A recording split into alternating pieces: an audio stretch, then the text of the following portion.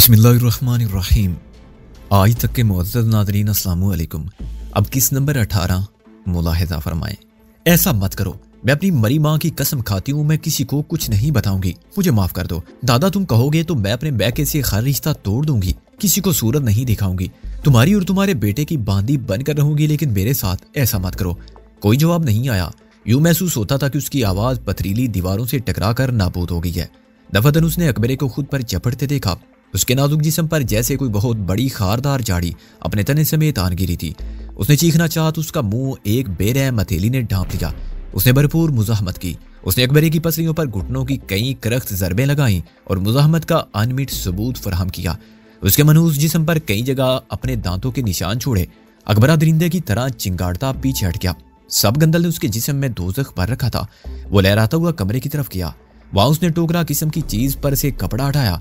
ये एक टोकरा नहीं था, ये 3-4 टोकरियां पटारियां थी। ऐसी पटारियों में सांप होते हैं और इनमें भी यकीनन सांप थे।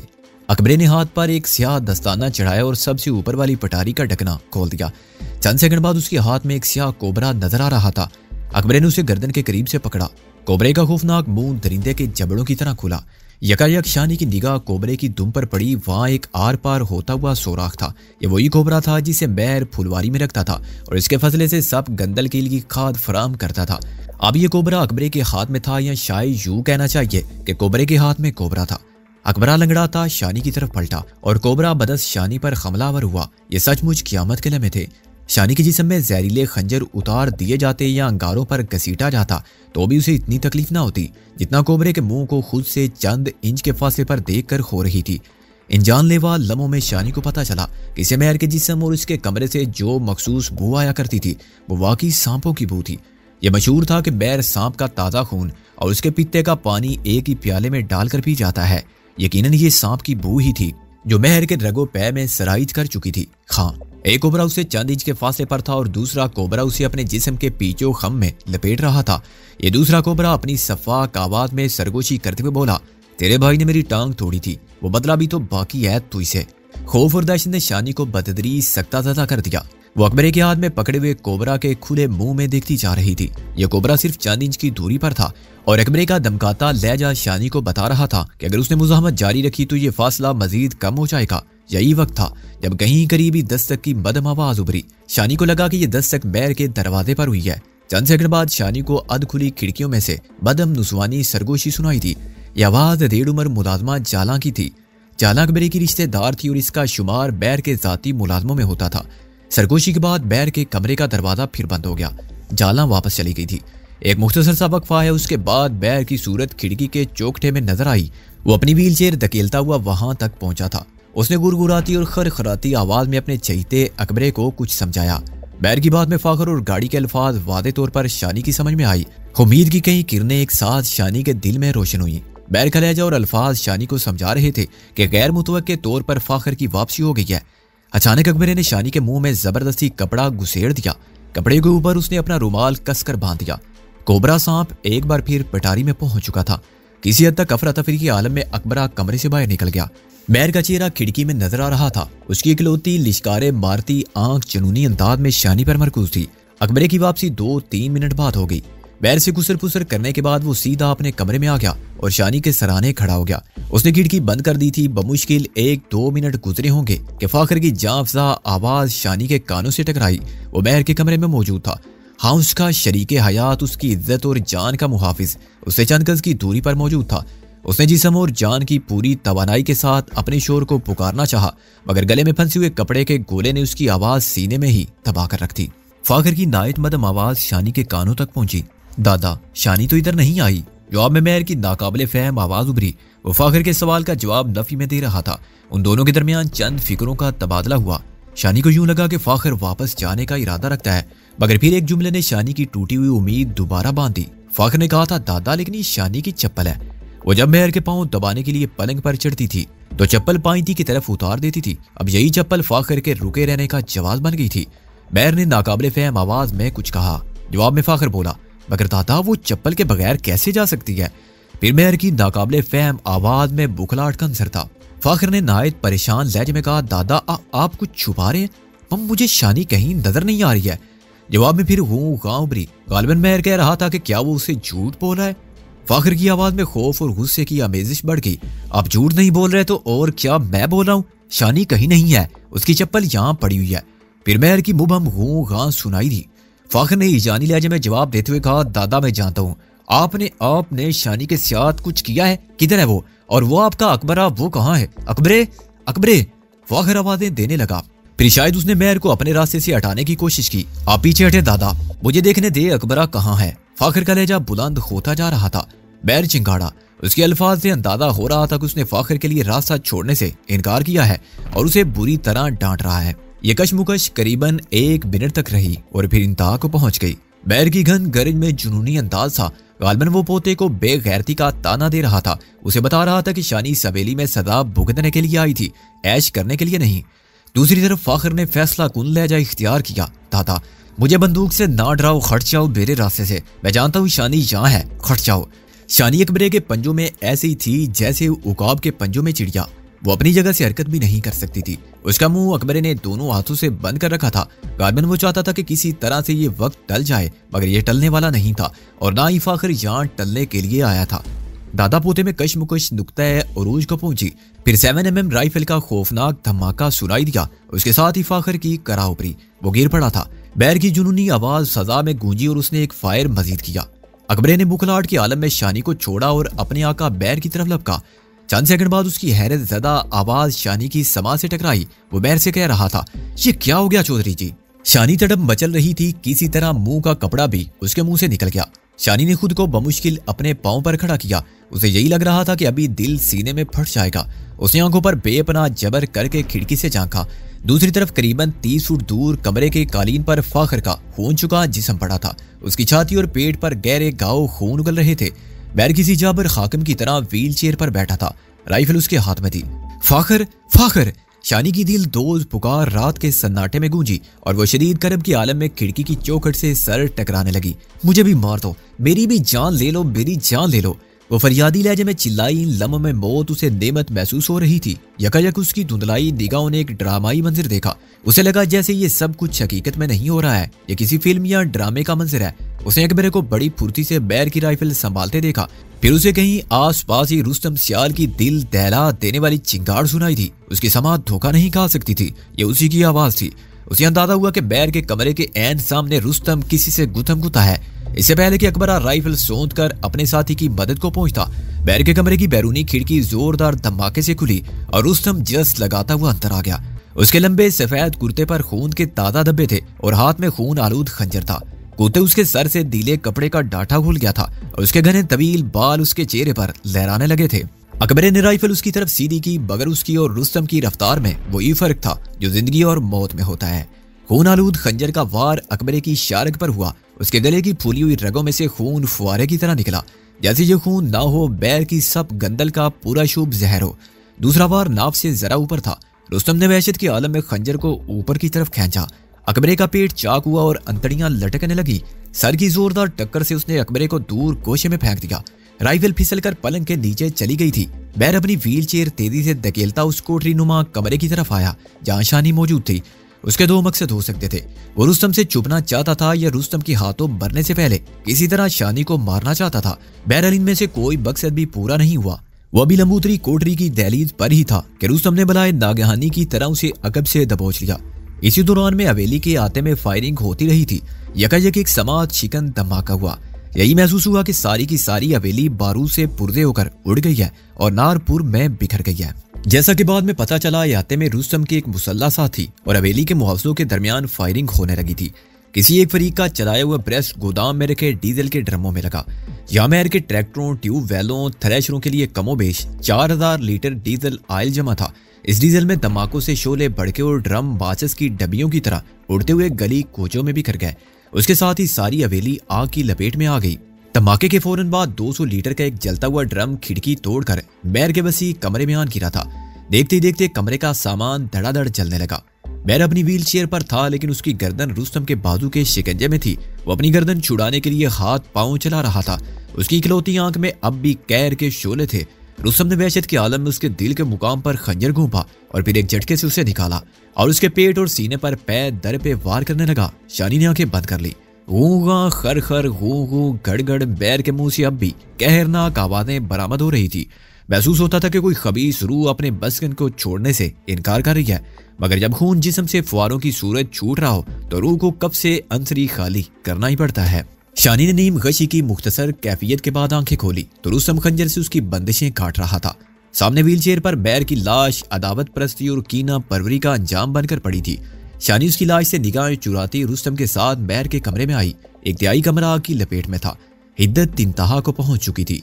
शानी शोर के जिस्म से लिपट गई, वो बेहरकत था। सांस की आमदोरफ्त भी मादूम थी। कमरे में फैलती आग फाखर के पांव के करीब पहुंच चुकी थी। शानी अपने लहजे में हजार इल्तजाएं समेट कर बोली, रुस्तम इन्हें बचाओ, इन्हें हॉस्पिटल ले जाओ।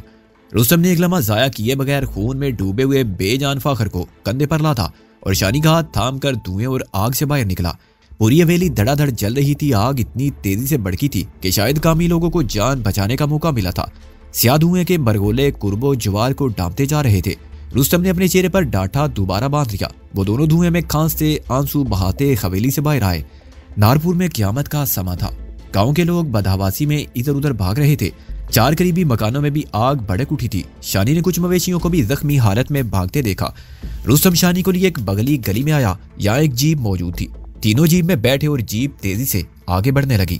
शानी रो रही थी और अपने बेईसो हरकत शोर को हिलाती चली जा रही थी। फाखर आंखें खोले, फाखर खुदा के लिए आंखें खोले। रुस्तम नीम पुख्ता रास्ते पर जीप को तूफानी रफ्तार से उड़ा रहा था। साथ साथ वो शानी को तसल्ली देने की कोशिश भी कर रहा था। गहरी तारीकी में कुछ पता नहीं चल रहा था कि वो एक जख्मी को लेकर जा रहे हैं या एक मुर्दा शख्स को। करीबन 3 मील आगे आने के बाद छोटी नहर के पुल पर रुस्तम को एक खंबे की रोशनी दिखाई दी। रोशनी के सामने पहुंचकर रुस्तम ने जीप को तेजी से ब्रेक लगाए। ड्राइविंग सीट से उतरकर वो पिछली निशिस्त पर आया जान नारपुर का छोटा चौधरी फाखर बेरकत लेटा था। सरकारी खंबे की रोशनी उसे सर से नाव तक रोशन कर रही थी। रुस्तम ने फाखर के सीने से कान लगाकर उसके दिल की धड़कन सुनी, फिर गर्दन को छूकर उसकी नब्ज ढूंढी, पलकों को उठाकर पतलियों में झांका, फिर एक गहरी आर्जदा सांस लेकर सर झुका लिया। क्या है रुस्तम, क्या है? शानी कर्मनाक आवाज में कराई। वो खामोश रहा। क्या है रुस्तम, क्या ये नहीं रहे? बोलो, क्या नहीं रहे? बोले से बोला, हाँ बीबी, ये नहीं रहे। ये गलत है, ये झूठ है। शानी की दिलदोज पुकार सन्नाटे को चीरती चली गई। उसने एक बार फिर फाखर को झुंझोड़ा, तब उसके सीने से चिमट गई और दाढ़े मार मार कर रोने लगी। रुस्तम ने उसे कंधों से थामा और संभालने की कोशिश करने लगा। नारपुर से करीबन 7 मील आगे पुलिस के एक रिटायर्ड हवालदार के यहाँ उन्होंने पना ली। ये शख्स भी रुस्तम के बाइतमाद दोस्तों में से था। फाखर की लाश उनके साथ ही रो रो कर शानी बेहाल थी। रात आखिरी पैर उसकी हालत में मामूली बेहतरी हुई। शानी रुस्तम और उनके मेजबान के दरमियान तवील मशवरे के बाद तय हुआ कि फाखर को इस तरीके से नारपुर रवाना कर दिया जाए कि जैसे देखा कि पहुंचाने वाले के मुतल्लिक किसी को मालूम ना हो। फिलहाल यही उन सब के लिए बेहतर था। अपने शरीके हयात को आंसुओं की मूसलाधार बारिश के दौरान में शानी ने उसके गांव की तरफ रुखसत किया। यूं लगता था कि रो रो कर वो बेहोश हो जाएगी। रुस्तम ने उसे नींद की दवा दी। वो पूरे 8 पैर सोई रही। अगले रोज रात को वो जागी। 27-28 घंटे पहले पेश आने वाले वाकयात जागती आंखों के डरावने ख्वाब की तरह लग रहे थे। उनके बारे में सोच कर ही उसका दिल पत्ते की तरह लरजने लगता था। सामने देहाती तर्ज की गोल तपाई पर दोपहर का अखबार पड़ा था। पहले सफे पर नारपुर की जलती हवेली की तस्वीर थी। शोले थे और स्याह धुएं के बुलंदो बाला मरगोले थे। इस आग में यकीनन कुछ बेगुनाह भी खाकस्तर हो गए थे, मगर गुनाहगारों की तादाद ज्यादा थी। शानी ने तसव्वुर की निगाह से देखा और इन शोलों में बहुत कुछ जल रहा था। कीमती फर्नीचर, बेश कीमत कालीन, बुलंदो बाला मुनक्कश दरवाजे, बैर और फाखर के खूनख्वार पहरेदार, उनके खून आशाम कुत्ते, शिकारी उकाब, जहरीले सांप और सांपों से बढ़कर जहरीला खुद बहर और उसका वैशी गुलाम अकबरा। शानी ने तसव्वुर की निगाह से सब कुछ देखा। फिर बेसाख्ता उसकी निगाह खबर पर फिसलने लगी। लिखा था कि कल रात नारपुर में चौधरी बैर जी की मशहूर हवेली आग से खाकस्तर हो चुकी है। इस वाक़े में चौधरी बैर, छोटे चौधरी फाखर और उनकी छोटी बहू समेत कमोबेश 24 अफराद हलाक हुए हैं। हलाक होने वालों में ज्यादा तादाद चौधरी बैर के गार्ड और मुलाजमीन की है। वाकयात के मुताबिक कल शब 11 बजे के करीब नामालूम मुसल्ला अफराद ने हवेली में घुसने की कोशिश की। मुआवजों और मुसल्ला अफराद में फायरिंग का आजादाना तबादला हुआ। हवेली के एक गोदाम में एक दिन पहले डीजल की खेप पहुंची थी और उस वक्त वहां ड्रमों में कमोबेश 4000 लीटर डीजल मौजूद था। फायरिंग के दौरान में अचानक गोदाम में आग भड़क उठी थी। समाज चिकन धमाके हुए और आनन फारन पूरी हवेली आग की लपेट में आ गई। आग इतनी शदीद थी कि बहुत कम अफराद को बाहर निकलने का मौका मिल सका। जलते हुए तेल के सबब हवेली के 4-5 नवाई मकानों में भी आग भड़क उठी। मुकामी आबादी ने अपने तौर पर आग पर काबू पाने की कोशिश की, लेकिन उन्हें बुरी तरह नाकामी हुई। ख्याल किया जाता है कि अचानक भड़कने वाली इस आग में हमला आवरों में से भी 1-2 अफराद जाँ बहक हुए हैं। करीबन तमाम लाशें इस बुरी तरह जल चुकी हैं कि उनकी शिनाख्त नामुमकिन है। काबिल जिक्र बात यह है कि छोटे चौधरी फाखर बैर की लाश हवेली से करीबन 300 गज दूर खेतों से मिली है। लाश अलल सुबह दरियाफ्त हुई। अंदाजा होता है कि फायरिंग में जख्मी होने के बाद उन्होंने हमलावरों से जान बचाने की कोशिश की, लेकिन खेतों तक पहुंचते पहुंचते दम तोड़ दिया। खुशकिस्मती से साने के वक्त चौधरी बैर की बड़ी बहू और उनके 2 बच्चे हवेली में मौजूद नहीं थे। मजीद तफसीलात मौसूल हो रही हैं। शानी ने एक बार फिर ज़ारो कितार रोना शुरू कर दिया। जो जो वक्त गुजरता गया उसकी आवाज़ारी में शिद्दत आती गई। मजबूर रुस्तम ने एक बार फिर उसे नींद की दवा दे दी। वो अगले रोज दोपहर के वक्त बेदार हुई। वो चारपाई पर थी। उसने नीम व आंखों से देखा। सरमा की सुनहरी धूप खिड़की की दर्जों से छीनकर अंदर आ रही थी। कमरे के एक गोशे में रुस्तम जाए नमाज पर सर झुकाए बैठा था। उसके लंबे स्याह बाल उसके चेहरे पर झूल रहे थे। वो बिल्कुल बेहरकत था। वो भी बेहरकत लेटी रही और सोचती रही, ये सब क्या हुआ था, कैसे हो गया था इतना बड़ा सान्या, इतना बड़ा वाकया। उसे अभी तक यकीन नहीं आ रहा था कि वो मौत के जबड़ों से जिंदा निकल आई है। वो जब मामूल की मुट्ठी चापी करने बैर के कमरे में दाखिल हुई थी, उसे क्या पता था कि ये सब कुछ होने वाला है। अब बैर नहीं था, उसके बेशतर खूनख्वार गुंडे भी नहीं थे। वो भी नहीं था जिसकी ख्वाहिश पूरी करने के लिए शानी ने चांद रात को चूड़ियां पहनी थी और हाथों पर मेहंदी रचाई थी। और तो और वो खुद भी नहीं थी। अखबारी खबरों और दुनिया की नजरों में तो वो हवेली के 24 मकीनों के साथ ही जलकर कोयला हो चुकी थी। वो लेटी रही और सोचती रही, मुस्तकबिल क्या होगा, क्या वो अपनी दुनिया में वापस जा सकती है? और फिर अपनी दुनिया थी भी कहाँ? अब कौन था उसका पीछे? कोई नहीं था। और अगर कोई था भी तो उस तक पहुंचने के लिए शानी को दारपुर वालों की दुश्मनी का जहरीला दरिया पार करना था। नहीं, वो वापस नहीं जा सकती। उसके दिल के अंदर से यह आवाज एक पुकार बनकर उभरी। गुजरे हुए वाकयात चीखते चिंगाड़ते तसव्वुरात का रूप धार कर उसकी निगाहों के सामने घूमने लगे। एक सवाल रह रहकर उसके ज़हन को कचोके लगा रहा था।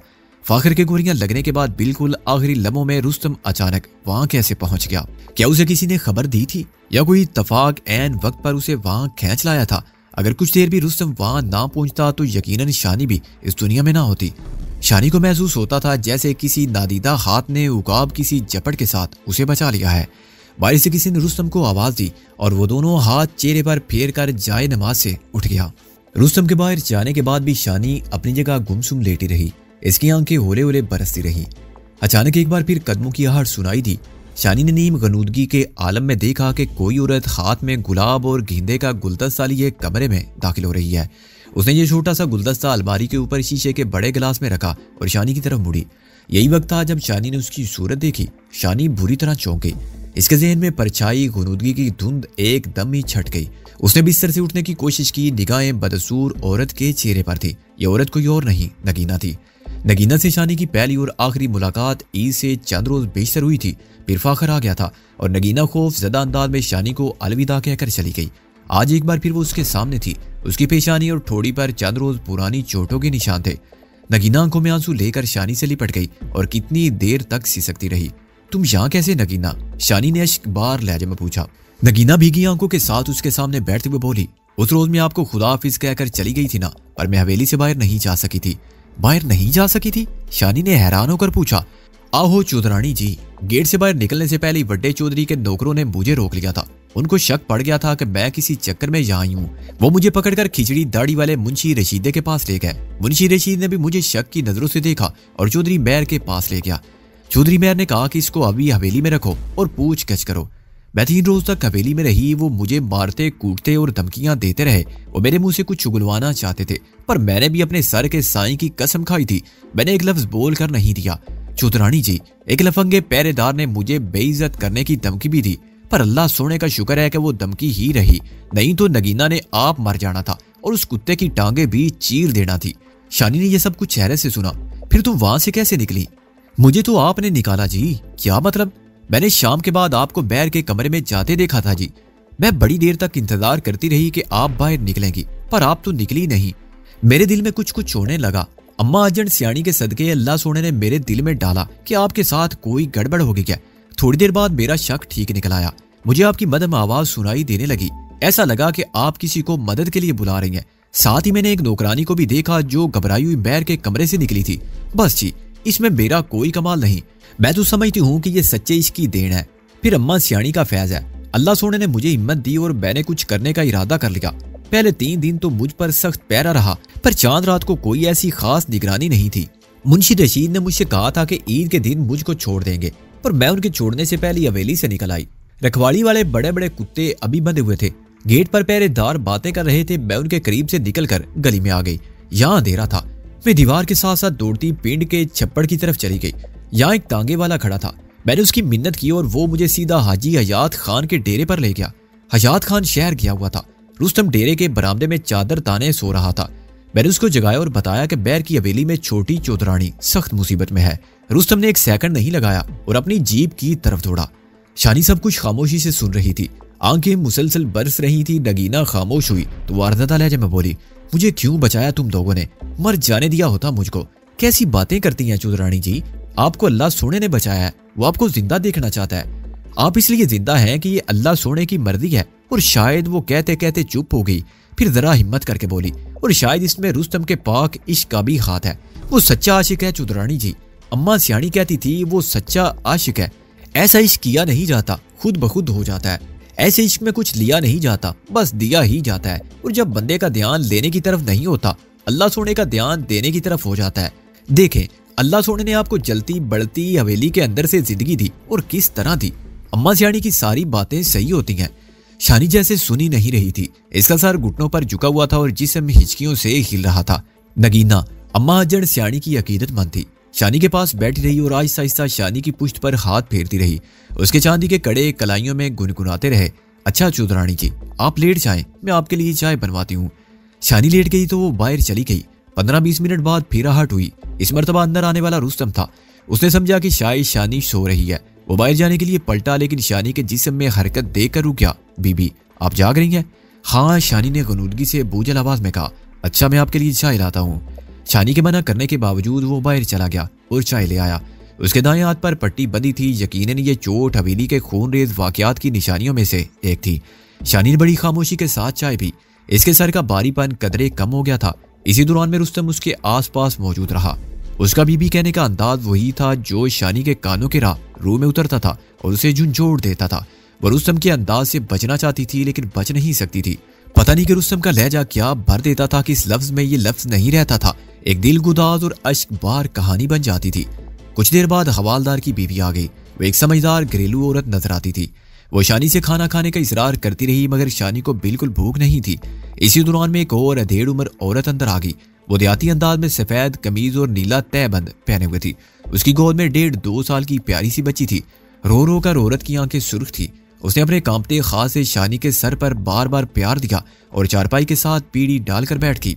शानी ने हवालदार की बीवी से पूछा, ये कौन है? वो बोली, ये रुस्तम की रिश्तेदार है, रुस्तम की खालाजाद बहन की सास। बहुत दुखी लग रही है। चांद रात को चौधरी बैर की हवेली में जो आग लगी थी, इसमें इनकी बहू भी जल गई थी, हवालदार की बीवी ने कहा।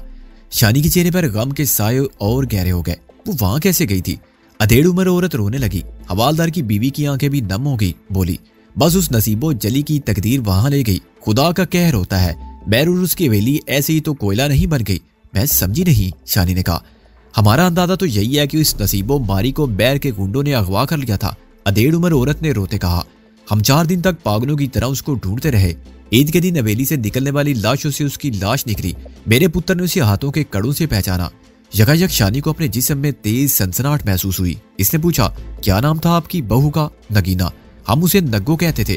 वो बहू नहीं थी जी, दी थी मेरी, औरत ने रोते हुए कहा। शानी के कान साई साई कर रहे थे। इसकी समझ में कुछ नहीं आया कि ये औरत क्या कह रही है।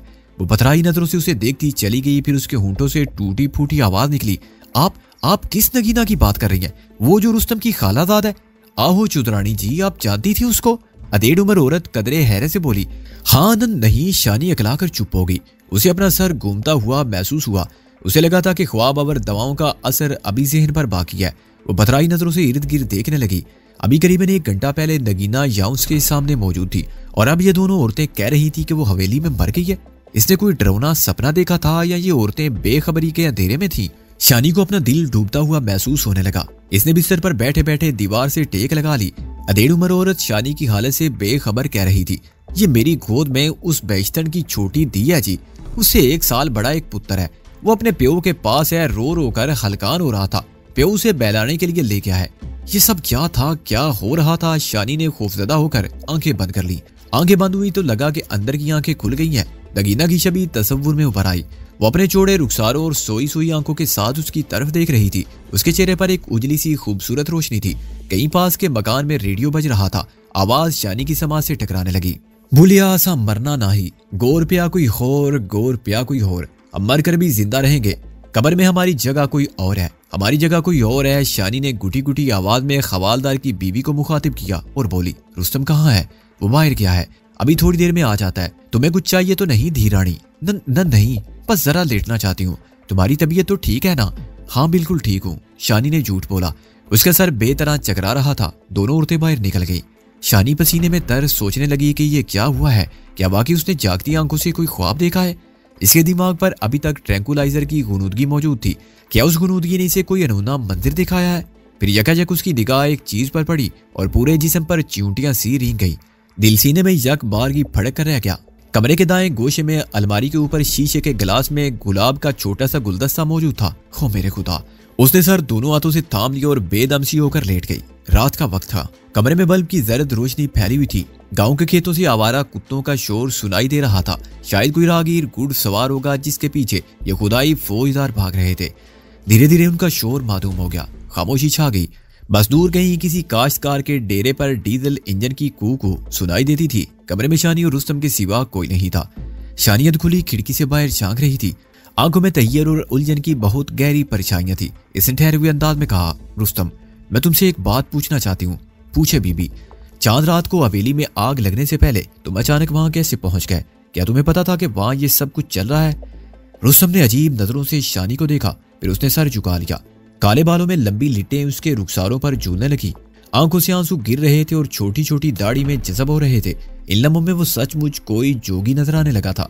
खिड़की से बाहर नेम और बेरी के साए पुरस्रार अंदाज में लहरा रहे थे। रुस्तम ने हस्बे आदत जमीन पर निगाहें जमाते हुए पूछा, बीबी आप मुझसे ये सवाल क्यों पूछ रही हैं? शानी ने अपनी पेशानी मसलते हुए जवाब दिया, मेरे साथ एक ऐसा वाकया हुआ है कि मैं बिल्कुल चकरा कर रह गई हूँ। तो मेरा दिमाग मेरा साथ नहीं दे रहा है।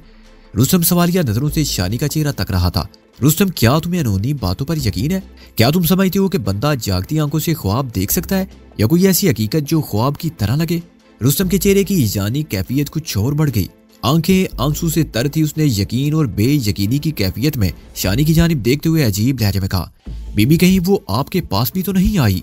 कौन? नगीना। शानी कांपती आवाज में बोली, हाँ आई थी। मैं यही तुमसे पूछना चाह रही हूँ, वो कहाँ है? वो हवालदार की बीवी और दूसरी औरत तो कह रही है कि वो मर गई है, लेकिन वो यहाँ तो आई थी। यहाँ शानी ने जोर देकर कहा। यूं लगा जैसे रुस्तम के रोंगटे खड़े हो गए हैं।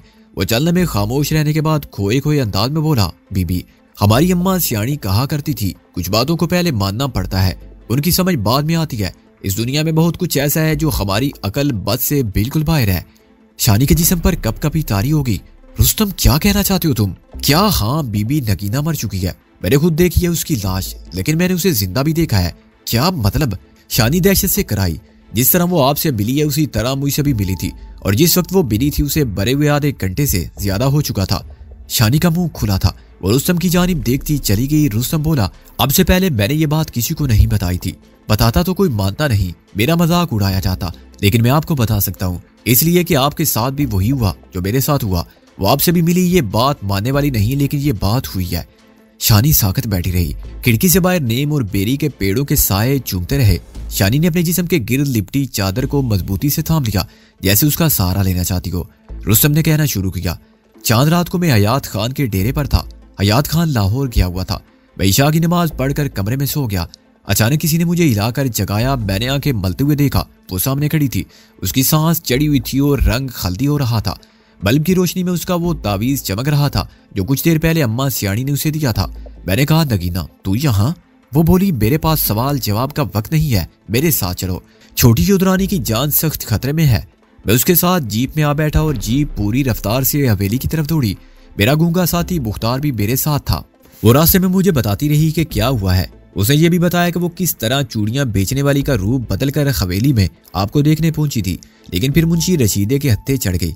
उसने कहा कि मैं छोटी चौधरानी को कत्ल करने का फैसला कर चुका है उसने अपने कानों से मैर और अकबरे की बातें सुनी हैं। उनका इरादा है कि छोटी चौधरानी को उस जहरीले सांप से डसवा दिया जाए जो मैर की फुलवारी में रहता है।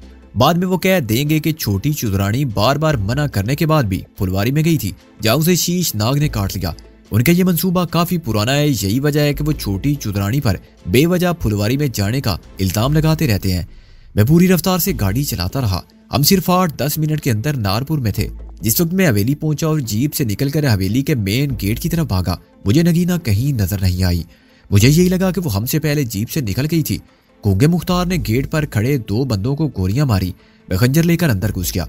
उसके बाद जो कुछ हुआ आपको पता ही है।